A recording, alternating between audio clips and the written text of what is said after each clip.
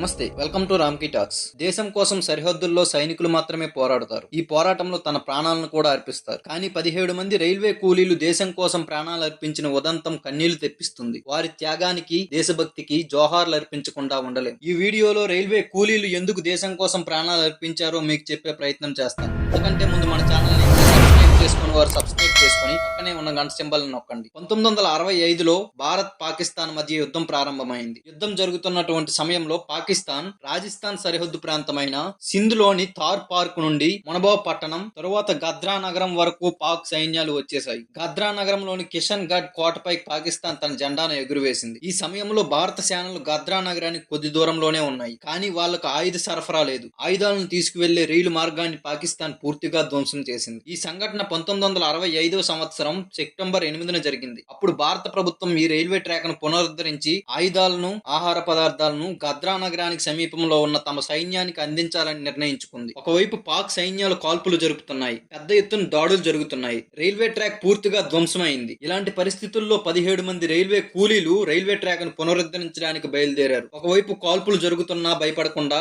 Railway track ను పూర్తిగా పునరుద్ధరించారు. ఈ ప్రయత్నంలో ఆ 17 మంది కూలీలు పాకిస్తాన్ సైనికులు కాల్పుల్లో ప్రాణాలు కోల్పోయారు. రైల్వే ట్రాక్ పునరుద్ధరణ జరిగిందో లేదో పాకిస్తాన్ నుంచి ఫిరంగి దాడులు జరుగుతున్నా పట్టించుకోకుండా మన రైలు కదులుతుంది. ఈ రైలు డ్రైవర్ పేరు కృష్ణచంద్ర శర్మ. ఇతడు ఆయుధాలతో కూడిన రైలును ఒంటరిగా గార్డు లేకుండా నడుపుతూ భారత సైనికులకు ఆయుధాలను అందిస్తారు. చాలా వీరోచితమైన కార్యం ఇది. ఈ అసమాన త్యాగం వల్ల గద్రాలో ఉన్నటువంటి మన సైనికులకు ఆయుధాలు అందుతాయి. ఆ తర్వాత మన సైనికులు ఎదురుదాడి ప్రారంభించి గాద్రాను, మునబావ్ను, మిగిలిన ప్రాంతాలను స్వాధీనం చేసుకుని పాకిస్తాన్ సేనలను పలాయనం చిత్తగించేలా చేస్తారు. రాజస్థాన్ లోని బార్మీర్ జిల్లా గాద్రాలో జరిగిన ఈ సంఘటన అత్యద్భుతమైనది. బహుశా ప్రపంచ చరిత్రలో దీన్ని పోలినటువంటి సంఘటన మరొకటి ఉండదేమో. సైనికులు కాదు, సురక్షితులు కాదు, సాధారణ వ్యక్తులు చేసినటువంటి అసాధారణమైన త్యాగం ఇది. దురదృష్టవశాత్తు చనిపోయినటువంటి ఆ 17 మంది కూలీల వివరాలు ఈ రోజు కూడా ఎవరికీ తెలియవు. వాళ్ళకి ఎటువంటి సత్కారాలు, సన్మానాలు లభించలేదు. Railway loco pilot Krishna Chandra Sharma ఆ తరువాత కూడా జీవితం అంతా భారత్ పాక్ సరిహద్దు ప్రాంతాల్లోనే రైలు నడిపారు. మునబావ్,